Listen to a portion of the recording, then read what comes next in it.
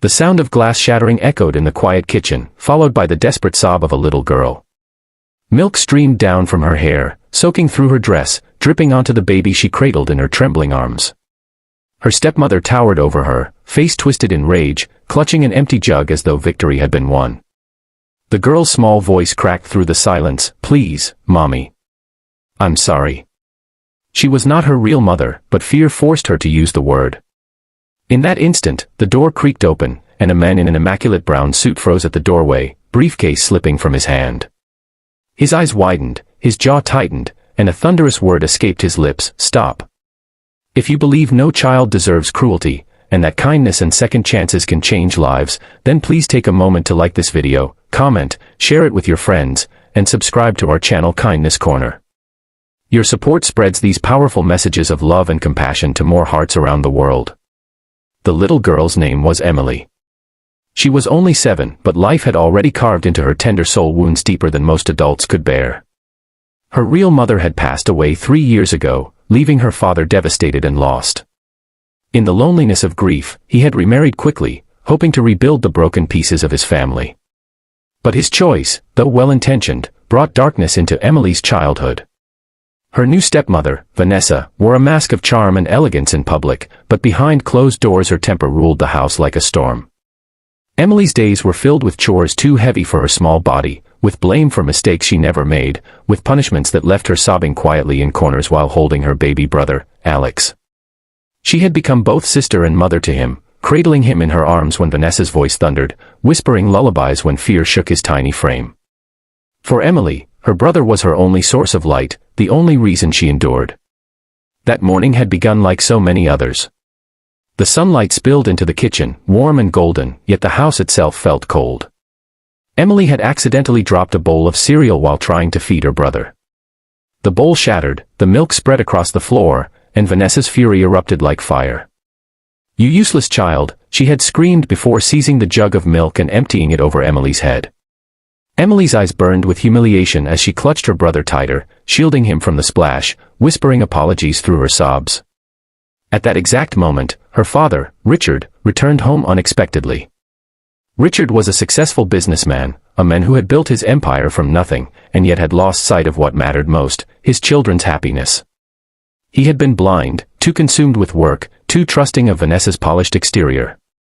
But that day, when he walked into his kitchen and saw his daughter on the floor, drenched in milk, cradling her crying baby brother while Vanessa loomed over them, something inside him shattered. The sight pierced him deeper than any boardroom betrayal, any financial loss. "Stop," his voice thundered through the house, silencing everything. Vanessa's face paled as she spun around, words scrambling on her tongue, excuses ready to form. But Richard wasn't looking at her. His eyes were locked on Emily, his little girl, trembling, shivering, and yet still protecting her brother. In that moment, he saw everything he had missed, the fear in her eyes that wasn't new, the way her small shoulders carried burdens far too heavy, the way she looked at him with both hope and hesitation, as though unsure if he would believe her suffering. Richard rushed forward, dropping to his knees beside his children. He took the baby gently into his arms, then wrapped the other around Emily, pulling her close. The smell of milk, the sound of her sobs, the sight of her drenched hair sticking to her cheeks, all of it seared into his heart. He whispered apologies that could never undo the pain, but Emily's arms clung to him desperately, as though afraid he might disappear. Vanessa tried to speak, her voice sharp and defensive. She spun lies about Emily being careless, about teaching her responsibility. But Richard had seen the truth with his own eyes. His voice was calm, almost too calm, as he turned to Vanessa and said, "Pack your things. You are leaving this house today." Her protests echoed, but his decision was final. For years, he had overlooked the small signs, dismissed the unease, convinced himself Emily was adjusting.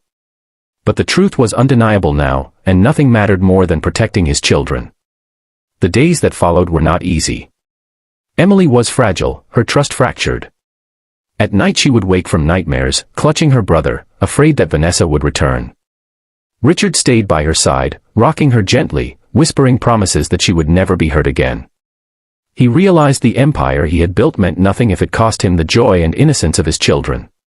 He began working less, coming home earlier, cooking dinner with Emily at his side, laughing together as they spilled flour and learned new recipes. Slowly, Emily began to heal. Her laughter returned in small bursts, hesitant at first, then more freely as she began to feel safe again. She still held Alex close, protective as always, but now she had her father's unwavering presence to share the burden. Richard too was healing. He learned to be present, to cherish the sound of Emily's giggles, to treasure the quiet moments of holding his children close.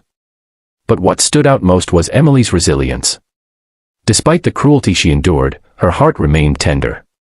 One evening, months later, Richard found her sitting by the window, humming a lullaby to her brother. He sat beside her and asked softly, "Do you hate her, Emily?" referring to Vanessa. Emily shook her head slowly. "No, Daddy. I just don't want her to hurt anyone else." Her words pierced him, so much pain endured, yet no bitterness. Her heart remained pure, filled with a strength far beyond her years. Richard realized then that Emily's kindness was her greatest strength, one that even cruelty could not extinguish. And in her strength, he found his own redemption. He vowed to give her the childhood she deserved, filled with love, safety, and joy. This story is a reminder that children are the most innocent souls among us, and no success, no wealth, no ambition is worth their tears. It is love, presence, and kindness that matter most. If this story touched your heart, please like, comment, share, and subscribe to Kindness Corner. Your support helps us continue sharing stories that remind the world of the power of love, compassion, and second chances. Before we end, we have a special request. Please leave a comment with the words "Love protects" if you believe every child deserves kindness and safety. And so, Emily's tears slowly turned into laughter, her fear into trust, her loneliness into warmth. All because one day, a father opened his eyes, shouted "Stop," and chose love over everything else.